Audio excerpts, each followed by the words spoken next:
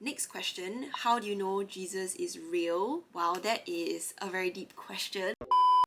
Hello friends, my name is Ally and I'm a full-time artist and creative business coach right here in sunny Singapore, and in this video I'm going to get raw and up close with you on why I finally want to start my YouTube channel in 2022, how I plan on doing it, and of course if you are interested in faith, arts and business, there's so much more of that coming up, so do follow along to find out more, and without further ado, let's begin this video. Alright, so why do I want to start a YouTube in 2022? I guess it's really because it's always been a dream of mine. I've loved YouTube for years now, and it's been my place of refuge, it's been my place of inspiration, motivation, and if I need productivity, I will go and watch other people do their business, do their work, and I will also get motivated to do my work. And so when I do my YouTube channel, I also do want to give you guys a bit of that, like a little break from your mundane life when you see me do like off days with Ally, you know, something like that. And also I absolutely love educational YouTube videos like this one by Vanessa Lau. I actually joined her course BGA, which helps content creators help other people, and I've used everything I've learned to now teach people to sell what they make exactly, which is what I've done. Because when I first started out Alyletters, selling art in an Asian society like Singapore is so difficult. Like, you have no idea, should you start like sign up for an Accra business, like make it official, like how do you deal with finances, how do you show up on social media, how do you take photos, etc. And it took me so long to learn all of that, so it's been really a privilege to help other people build their businesses as well in the art sphere. So yeah, YouTube has really transformed my life, and so I will also be including a lot of educational vlogs and educational videos on this channel later on in the year. And if you have any suggestions or requests that you want me to cover, make sure to let me know in the comments below as well. So yeah, thank you so much for just watching this and supporting me. It really means the world. Also, one more thing I want to add is why I didn't start this YouTube channel earlier, or if you yourself are also thinking of starting a business or starting your YouTube or starting your Instagram and not wanting to do it earlier, and you're just like stricken with fear, I just want to tell you that your first few posts, your first few videos, your first few anything that you start on any channel will suck. Like, I know already that this video is gonna be not as great as my videos 2 to 3 years from now, but there's so much value in just starting where you're at, because everyone starts somewhere, right? You can't immediately jump from level 1 to level 10. You need to slowly climb your way up, and it will be a journey of ups and downs, but it will still be an upward trajectory. So that is what I am claiming and prophesying over my channel today. And yeah, I hope that it has motivated some of you to do the same if you are following along. So yes, let us move on next to what I'm going to do on this YouTube channel and what I'm planning to show you guys in the next few videos. I guess the videos would fall into kind of like 4 categories. The first one would be faith, so I'll share stuff like my testimony, how I really came to know God, and basically just one-on-one, like heart-to-heart talks, you know. And I hope that these kind of videos will really inspire you on your own journey with God and just spur you on, because you're not in this alone, we're all in this together. The second category would be business, so I'll give you a little peep into my business, like what I do on a daily basis, how I plan my collections, how it comes to fruition, how I show up on social media, how I sell, how I write captions. And this will be kind of like a little teaser also as to what I teach in MBA, which is Maker's Business Academy, the course that I am currently running. And the third category would be arts and crafts. So I know a lot of you have been asking me, Ally, are you going to conduct brush lettering classes? Ally, are you going to do illustration classes and all of that? And I really do want to do in-person classes, but at this point in time, there are just so many things that I want to do that are on my plate, and I need to prioritize. And so in-person classes at this point in time, not really a priority. So I will try definitely to do step-by-step, easy to follow online YouTube tutorials for you guys to also learn how to do brush lettering, how to do illustration and all that jazz. And lastly, I will be doing lifestyle videos, so things like off days with Ally, how I spend my free time. I know one of the questions that you guys always ask is, hey Ally, now that your hobby has become your job, what do you do in your free time? Like, how do you de-stress? How do you relax? How do you always appear so bubbly and upbeat? Like, what do you do to recharge yourself? And what do you do to fill yourself when you're not working? And I think that this is a huge aspect of my life also. For me, the short answer is I spend time with my loved ones. I really just try new different experiences like cycling, rollerblading, which I have not tried but I do want to try, maybe exercising with friends or going out like to USS. I love picnics, I love the beach, I love water stuff. So like we recently went to Adventure Cove as well. So yeah, like I'll be sharing lifestyle videos with you guys as well, and that is what I will be doing and what you can expect on Alyletters in 2022. I want to make a promise that I will upload at least twice a month. Ideally would be once a week, but if not, it'll be every fortnightly, and I hope that the videos will be uplifting and encouraging to you guys as well. Okay, so we are finally on the Instagram questions segment, and apart from the first few submissions, which I will answer in my own free time, the first question is, how do you ensure Christ is at the center of all that you do? Personally for me, I'm not speaking about anyone else, okay?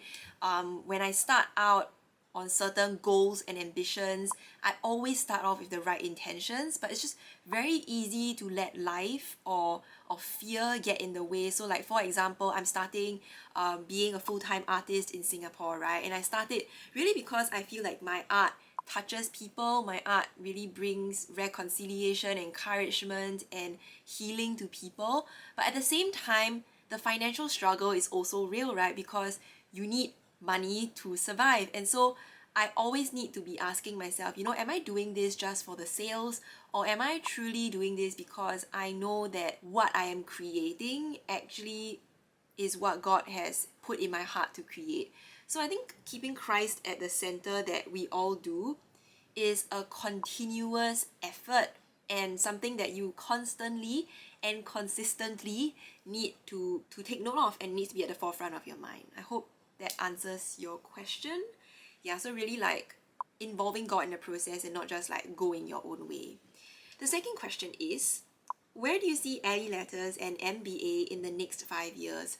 So I think I've been asking myself that question a lot also, because I don't know how long God would want me to be working on this. I know at the beginning of this year I got kind of bored with what I did and I considered jumping industry to something else, but I think when it really came down to the crux and the decision of like, should I do this or should I do that, God really made it very clear to me through different people who came to talk to me and also in my own quiet time that there's so much more that I still need to do for Alyletters and for MBA in this current season, and it's not time to move yet. So if God were still making me work on Alyletters and MBA in the next 5 years, I hope that by this time, in 5 years, this YouTube channel will have grown. I will have been able to impact and encourage so many more creatives and makers to really just unleash the talents that God has given you, because you're meant to multiply it, you're not meant to bury it. And also that my art would just reach a greater audience outside of Singapore. It has already reached people outside of Singapore. I've sent orders to Hong Kong, Canada, New Zealand, and I do have students from Australia also and all around the world. But I think most of my audience is still in Singapore. So I guess my desire, my hope is that this would reach more Asian countries. I don't need to reach the Caucasian countries because I feel that there is already so much great influence and artists and faith-based entrepreneurs in that space, but I really do want to reach more of the Asian society because I feel like that's not something very well represented in normal media. So yeah, that's what I hope to see in Alyletters and MBA in the next 5 years. Next question is favorite art equipment. My favorite art equipment is, I don't have it here. Oh yes, I do. My favorite art equipment is my iPad, and on my iPad I have the Procreate app and also my Apple Pencil. I know that you're probably asking this question because you think that I have a certain like paper or like brushes to recommend, and I do. I use Dela Rowney watercolors, and the Dela Rowney paintbrushes that you can get at Art Friend is pretty basic, to be honest. Yeah, but these days like most of my art, they are digital, and even though it's not as unique as like paint on paper, I just find it so much easier because I'm a perfectionist and I always want to make things perfect, and so having digital means of creating artwork on the iPad where I can just double tap and like go back and erase my mistake just really helps me to create art faster and create art of a higher quality that I am proud of. Next question, how do you know Jesus is real? Wow, that is a very deep question. My short answer is I know Jesus is real because I've experienced it. And so when it comes to evangelism, when it comes to sharing with other people who don't know Jesus yet, I'm also very careful to like not impose my views on them, because it's a bit hard for people to understand why you believe in something so strongly if they don't have that personal connection, that personal experience as well. So how I know Jesus is real is because he has revealed himself to me. Thank goodness. Thank you so much, Jesus, for doing that. And yeah, like I really wouldn't have been where I am today without him. I wouldn't have come out of the trials that I've been in this strong if it weren't for him. So that's how I personally know Jesus is real. And I believe if you ask anyone else, their answer will also be similar but different. But it will also involve an experience that God has given them firsthand. So that's how I know. The next question is your relationship story. Ooh, so interesting. I think my relationship with my fiance has been a whole journey. There's a lot of ups and downs, but there is just so much beauty and growth in it as well, and I don't think I can complete it in one video. So I will go back and ask him whether he's comfortable with me sharing the whole story, and if he is keen, maybe he can share his point of view as well. But right now he's kind of shy to be on Alyletters. So he's not really shy, he just doesn't want to be in the public eye and he doesn't want his face to be like out there on the internet. So yeah, I need to check with him whether I can share that, but if he gives the go ahead, I would love to share it with you guys. I think it's really an encouragement to me, because when I broke up with my ex previously, I thought that I would never find love again. I would never find someone who truly understands me and who could grow with me in the faith. But I have a fiance now, so yeah, it's really a testimony, and I hope that I can share that with you guys if he's up for it. Alright, so what do you do for fun since your hobby is now your job? Yes, I am coming up with the new videos. I will share with you guys what I do on my off days, how I recharge and how I relax, and I'm very excited, yeah, to share with you on that, but this will be in another video. And then the next question is, how do I explain to non-Christians that other religions are unreal? I think you can first start by not saying that other religions are unreal, because everyone has their own reasons for believing in different things, and even though we as Christians know that God is real to us and his truths are real to us, I don't think it's very fair to tell other people that, hey, you know, like what you're believing in is not real, it's wrong. I was on the receiving end of that many years back before I became a Christian, and it's just very hard not to get offended when someone comes to you from that angle. So now on the other side of it, now that I have experienced God's love firsthand, now that I have experienced how amazing God is and how real he is, and how I know that he is my truth, my way and my light, and that nothing else can satisfy me but him, how I try to approach evangelism to other people who have not experienced his love yet is just to like share my experiences, to be a witness, right? Just to share the testimonies, but never ever discounting their experiences, never ever telling them that what they believe in is incorrect and wrong, because it can be very real to them, and we are not in the place to judge that. All we can do is really just to share our experiences and pray for them, definitely pray for them.